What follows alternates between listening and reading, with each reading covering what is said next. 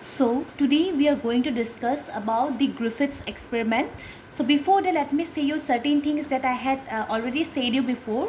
So what is the most important question? So which molecule is the actual genetic material?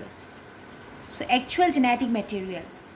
So till now we have discussed about the DNA. We have discussed about the double-stranded structure of DNA. We know all that. We know about the complementary base pairing technique. Now the question is, how was it proved that DNA is the actual genetic material? Because before nobody knew that which molecule is the actual genetic material. They just knew that from whatever was discovered before this, like the first experiment on genetics was performed by Gregor Johann Mendel. So he gave a term called as factors, which later came to be known as genes. And as per Mendel's factors, these are the ones which carry the genetic materials from one generation to another. So as per Mendel, he gave the concept of factors. After Mendel, many other scientists came. One of the prominent one was Thomas Morgan.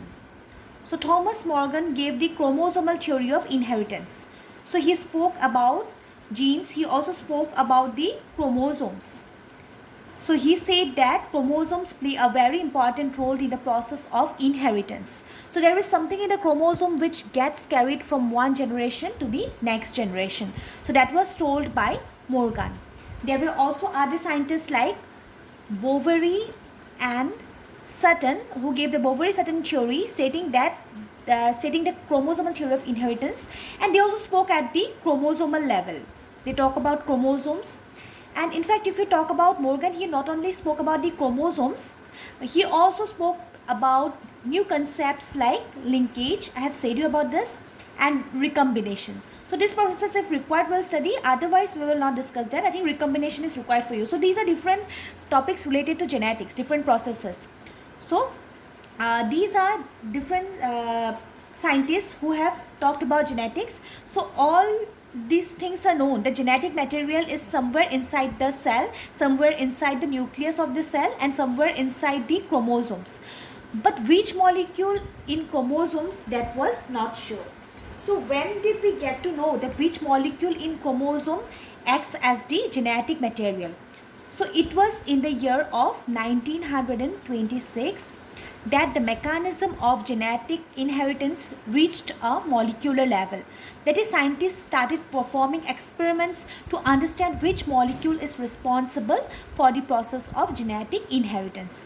So what experiment was performed in 1926 which helped in determining that particular molecule? So in 1926 there was a scientist named as Griffith who performed the experiment which is popularly now known as the Griffiths experiment. So let us see what did Griffith do in his experiment. So let us see that. So what was done in Griffiths experiment? So Griffiths experiment with Streptococcus pneumonia. So what is Streptococcus pneumonia? So it is that variety of bacteria, pneumonia, Streptococcus pneumonia. So this is that variety of bacteria that causes the disease pneumonia. Okay. So he took two strains of this bacteria. Two strains means there are basically two types of bacteria that are used in this kind of experiment. So basically this Streptococcus pneumonia, there are two strains. It is two types. So first type is the S strain, and next one is R strain. So S strain means, S refers to smooth.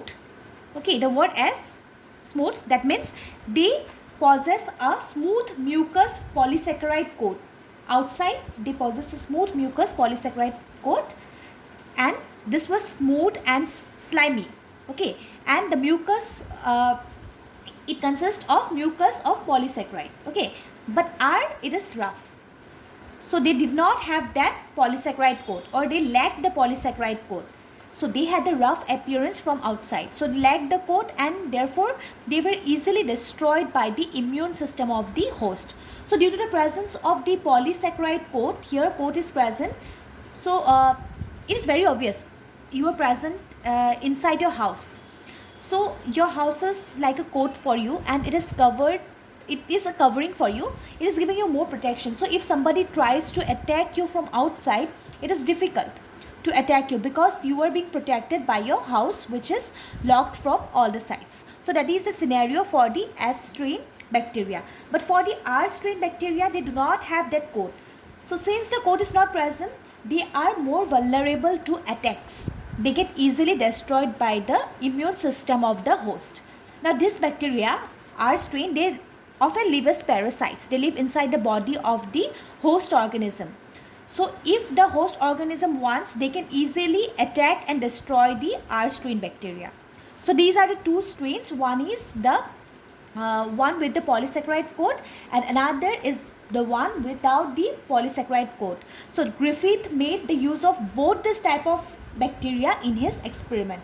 So now in the next video we will see how these two these two variety of bacteria were used by Griffith in his experiment. And from this we also came to know one thing, that the S strain is virulent. You will get this word. So what does this mean? Virulent means as it cannot be destroyed by somebody else, it can actually resist. It has more resistance, and that is why S strain is called as virulent or virulent, and it could cause diseases. Okay.